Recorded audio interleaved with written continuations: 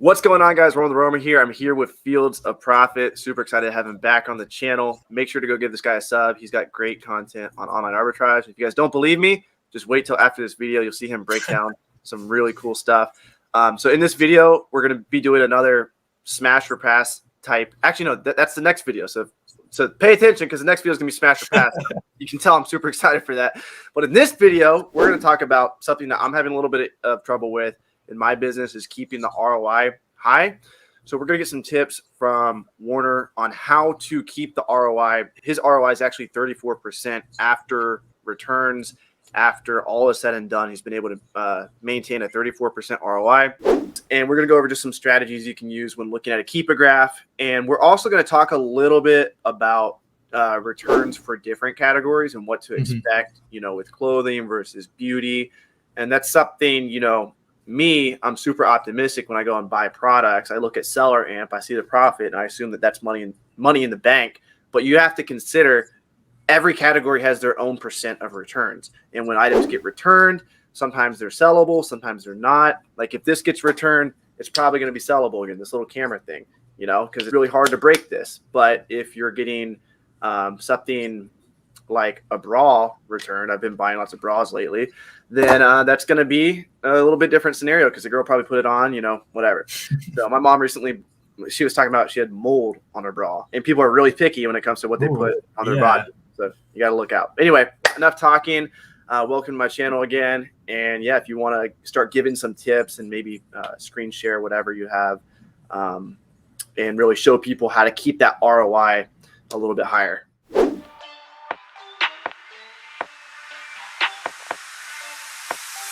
Look, grind hard, well done, sir, and welcome to the freaking well show. And party central to my well ones. A night of violated hell codes. Dope sells like the charge do, but selling's all about potential. Thinking about keeping your ROI high, I know a lot of new sellers, they'll jump into the game and they see a lot of those products that are 20-25% ROI and they just immediately ignore it. So I want to qualify kind of the argument here with there is so much super low hanging fruit, extremely easy flips at that 20 to 25% ROI metric. So if you're someone watching this video and you've got plenty of money, go hard on those kind of items. If you are running kind of lean on capital, you've got a couple grand to start this business, you should be much more ROI focused. Because as you grow more and more, you're going to want to prioritize different things, primarily just getting through the amount of money that you have available to you. Typically, it's easier with lower ROI products. But once you are, you're getting started, you're at the point where you want to maximize your ROI.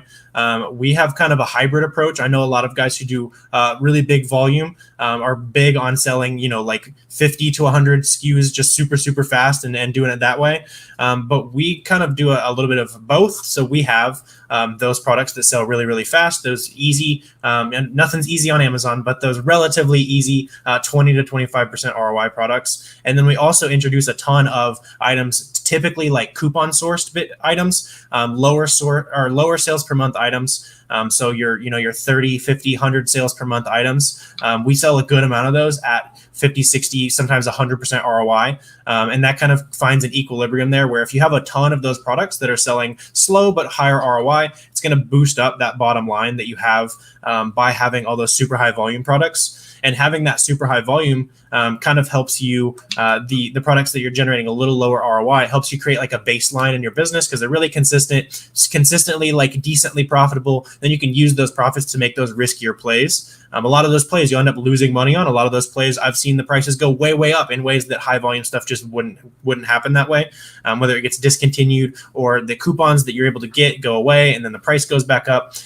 There was an item recently that I was selling that went down to $35. Was selling decently well. We bought on a coupon, all that kind of stuff, and then it went back up into the 60s, and we sold it at 60 just because we waited out a couple of those first little guys who had that same coupon, and then we were able to sell massive ROI that way. It's funny you say that because one of my items got returned, and it's going to sell at a higher price than what it originally sold for, and that wouldn't happen on one of these listings that just is you love it when it's that consistent keeper and it's got a sub 5,000 rank, but this is getting returned now. It's going to sell for more, so it's pretty cool. Yeah. There's all kinds of pros and cons to doing both, but we definitely like to consider both, add them together, and that's what's working well for us at the moment. But yeah, there's some other like a couple specific things you can look at like while you're sourcing. The biggest thing that I see a lot of beginners worry about, and I'm curious to see if you ran into this while you're kind of starting your OA journey, is they will buy stuff and the prices like immediately start tanking. How much of that did you run into like right when you start? A lot, and I ignored some of the signs, like the number of sellers would be increasing dramatically, and then I would still buy it anyway. Like I should have known not to buy it, but Right. that most of my stuff that sold at a loss obviously experienced dramatic price tanking. I actually did some really bad repricing too. Like me and Side Hustle Experiment just shot a video, and you could literally see the Keepa the day I became active, and I just brought down the price like $10. I don't know why. Like I just did. I sold out, and then it went back up. So like I literally came in on these sandals, sold them for $15, and it went back up to 25 the next day. Oh yeah, So that's brutal. that was just poor repricing. Yeah. And kind of a nice natural segue. You're mentioning those items where the number of sellers goes way up and all that kind of stuff. I grabbed a couple examples of items that look like that. So I'll go ahead and share my screen with you guys here. And we'll show you guys exactly what we're talking about. So if you ever see patterns like this, you know to stay far away. Cool. So this item, I've got two items, very obvious examples of this phenomenon. So if we look down here at the Keepa chart, we were finding this for like $7 on Target, I think, something like that. It's not, by no means is it a great item. It's selling 33 times, decent ROI. You know, everything over here checks out, looks decent, right? But when we look at the Keepa chart, we can see very, very clearly that this listing is about to have a big problem, right? So it went from, it's the 29th now. So like 2 weeks ago, it had 3 sellers. And then today there's 16 sellers. So if we're using our simple economics, our supply and demand here, it's pretty obvious that this price is going to tank. There's just way too much supply for the demand. It's selling 33 times a month, but there's 16 people on it. So all these guys either have 2 in stock or there's about to be a price war for this item right here. So this is a super obvious example. Surprised this one hasn't already tanked, to be honest. It's been holding strong. These people's repricers are holding strong here, but it's short-lived, I imagine. And then there was another example I found. This item was like $7 for a 2-pack of this. I think it was like Walmart or something. You know, theoretically, it's an okay item. Besides the fact that it's huge, it's like 5 pounds of barbecue sauce. Lots of reasons why this item isn't great, but it's another great example of the data here. So like, this one's not quite as bad, but late May, beginning of June, there was literally 1 seller on it. And now there is like 30, 36, 35 sellers on it, 57 sales per month. So this one is obvious for price tanking too. And then I need to see this video of my team. I think they actually sourced that exact item recently. That's funny. Yeah, I'm sure a lot of VAs were picking this one up, and people who are not really sure what they're looking at yet. But I know a lot of people are concerned. Like if you see a chart like this and it's going from 1 to 36, that item is going to be bad like 99 times out of 100, but not always. The real thing you need to look at is who's actually selling the item. It doesn't matter if there's 36 sellers on this listing if everyone else is $50 and has 1 in stock, right? We care about who's actually making money. So we want to look down here at the offers tab on SellerAmp. You can flip the prime, and we can see that there's only 1 guy selling it for the current price. So they might be getting a little bit of sales. Like, I don't know if this buy box is actually rotating here. This is kind of interesting, but you can see that there's at least like 10, maybe 8 guys here who are within a couple dollars, and their reprices are ready to fire away. I see here's 3 guys who clearly have their minimum set at $25. So a listing like this, like, you want to definitely stay away. These guys have a lot of feedback. A good amount in stock, given that everyone is only allowed to have 2 sales as their share, and we're at 63 in stock, 10 sellers in. So this one is very primed for tanking, and that'll help your ROIs in the long run for sure. 100%.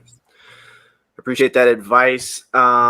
Anything else just in general when it comes to keeping that ROI healthy? I know we promised them to talk about different categories and returns. Could you talk a little bit about that? Like what to expect with returns and what categories are bad, what categories are good? Yeah, for sure.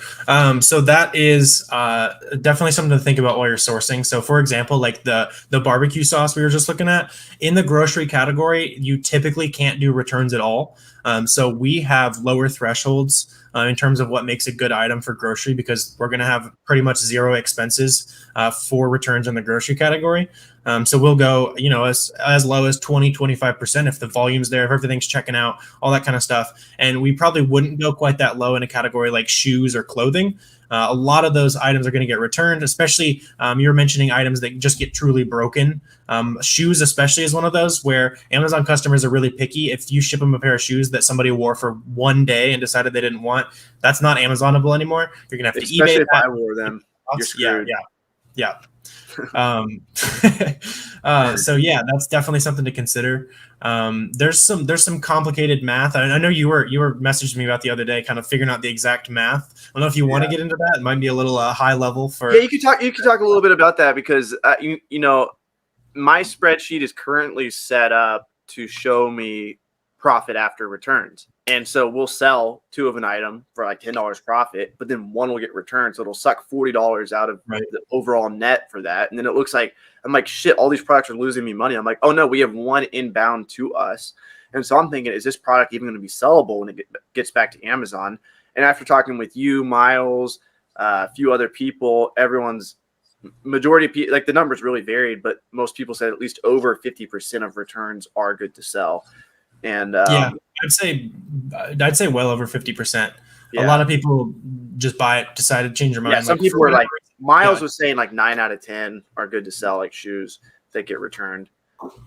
Yeah, that's I don't know if we've seen quite that high, but oftentimes a lot of the stuff that does come back in broken condition or whatever, slightly worn, you can eBay it and get most of your buy cost back as well. Yeah. So that's something that a lot of people aren't doing. Yeah, for sure. What else we're going to talk about? There was one more thing. Returns, like how to do the math with that. So like shoes 10. Okay, I made this mistake. Like shoes were 20% ROI. The profit was like $15. Let me think if these numbers make sense. Just in general, is there like a way? I've come up with my own way on how to determine, like, let's say the shoe says it's going to make $10 profit. For a category like shoes, what would you deduce that to for every like 10 pairs you sell of it? Would you bring that down to $8 after returns? Would you bring it down to $7? Is there like a way? Do you have a formula in your head to? Yeah, there's a formula. It might be a little like complicated without visual aid, but basically you just have to figure out what costs you're going to incur from those items that are returned and not able to be sold, and you're just genuinely taking a loss on. It's not necessarily the amount of returns you're going to have because you're able to sell those back. So for example, if you had a 10% return rate on shoes, which is pretty close to standard. If it's a $50 pair of shoes and we're breaking down our math, let's say you run a 2% chance of that item just genuinely being destroyed. That's how much you'd increase the cost by. Just doing some math there, to make sure you're staying on track. Like if you wanted to be extra conservative about it, you could even add 10% of the cost just to factor in every time you get a return, just hypothetically. So then the true cost on that $50 pair of shoes would be $55.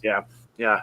I think it's better to think that way. It's always better to think. And then if you have like 50 to 60% ROI on Seller Amp, you're probably going to make closer to 30 to 40%.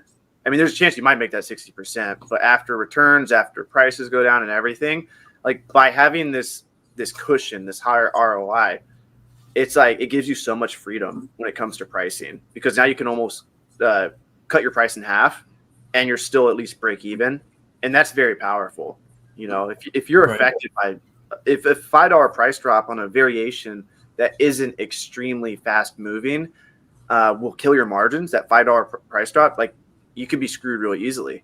But like I'm selling a lot of shoes for $90, but my break even's like 45. So if somebody wants to bring it down to 70 or 60, I'm still in the money,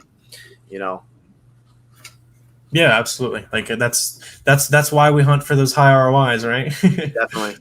Well, thanks for coming on. You guys can find Fields of Profit. I'll link his YouTube below. His YouTube's great. I'll link his Discord below. He's got a free Discord. Go in there, ask questions. I go in there and ask questions all the time. Say what's up to me. Instagram. His Instagram blew up recently. I just checked your Instagram. You're like 78K. Yeah, something like that. So go follow him on IG. We'll have all of his social media linked below. Also, if you guys want to, I don't know if Warner will ever come on, but maybe he will. If you guys go to roamer.biz, where is it? Boom, right there. and put your email in. I'll be doing Zoom calls with people like him, so we can probably convince him to come on. Go get some free stuff. I'll show up a time or two. Yeah, and we'll be doing Zoom calls. Hopefully, we'll have 50 to 100 people show up once we really get the ball rolling. But starting out, it'll be like 5-10 people. So show up to the beginning days, and you get to talk with people like me, and I'll be bringing all different types of people on. So make sure you're on that email list. We'll also be doing a conversation pretty soon. Warner will probably join us on repricing. I'll be talking with Scott Needham and Caleb Roth. So Scott Needham is the smartest seller, self-proclaimed smartest seller. And Caleb Roth is the book flipper. And they're both really smart when it comes to repricing, and so is Fields of Profit. And so I'm going to get all three of them together. So if you guys want to know when that video comes out, either subscribe to my YouTube and turn on the notifications, or if you guys hop on this email list right here, you'll also get a notification as well. So that's roamer.biz. That'll also be linked below. Thanks for coming on, brother. For sure. Glad to be on the channel. Peace out.